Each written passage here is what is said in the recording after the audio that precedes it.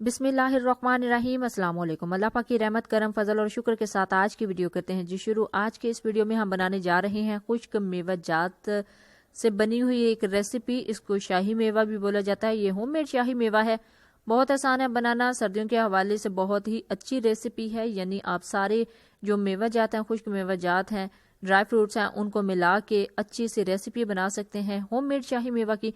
तो चलते हैं जी तैयारी की तरफ। होममेड शाही मेवा बनाने के लिए जो जो इंग्रेडिएंट चाहिए सबसे पहले आप वो नोट कर लें। यहाँ पे मैंने सबसे पहले लिया है जी 1.5 कप यानी 1.5 कप मीठी सौंफ का। ये इजीली मार्केट से मिल जाती है।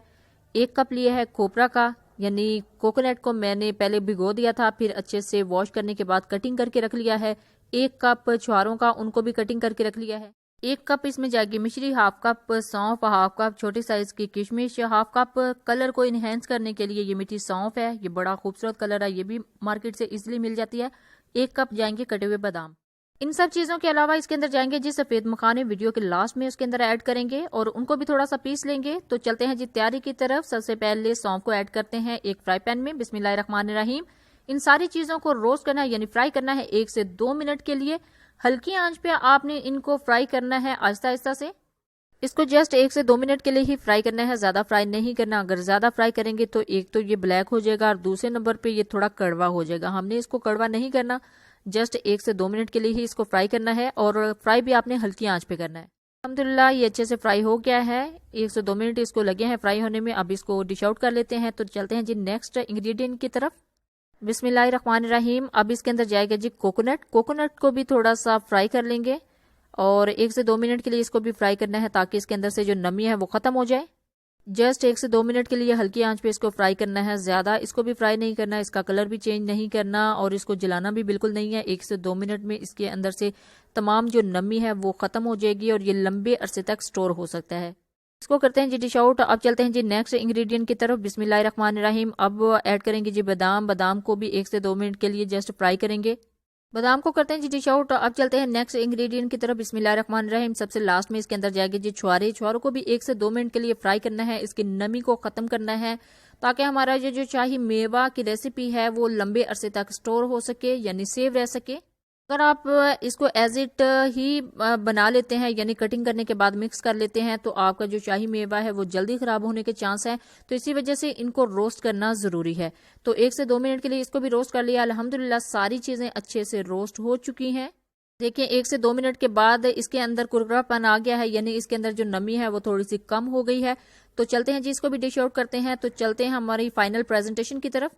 अल्हम्दुलिल्लाह सारी चीजें रेडी हैं। इसके अलावा इसके अंदर जाएंगे जी सफेद मखाने, वो सबसे लास्ट में ऐड करेंगे। तो चलते हैं जी फाइनल प्रेजेंटेशन की तरफ। यहाँ पे मैंने एक बड़ा बाउल लिया है। बड़ा बाउल लेने के बाद सबसे पहले इसके अंदर ऐड करेंगे जी अपनी मीठी सौंफ। बिस्मिल्लाहिर्रहमानिर्रहीम। मीठी सौंफ ऐड करने के बाद इसके अंदर जाएगा जी कोकोनट। बिस्मिल्लाहिर्रहमानिर्रहीम। कोकोनट ऐड करने के बाद इसके अंदर जाएंगे जी बादाम। बिस्मिल्लाहिर्रहमानिर्रहीम। और सबसे लास्ट पे इसके अंदर जाएंगे जी छुहारे। छुहारे ऐड करने के बाद अच्छे से इनको मिक्स करते हैं। बाकी इंग्रेडिएंट्स बाद में ऐड करेंगे।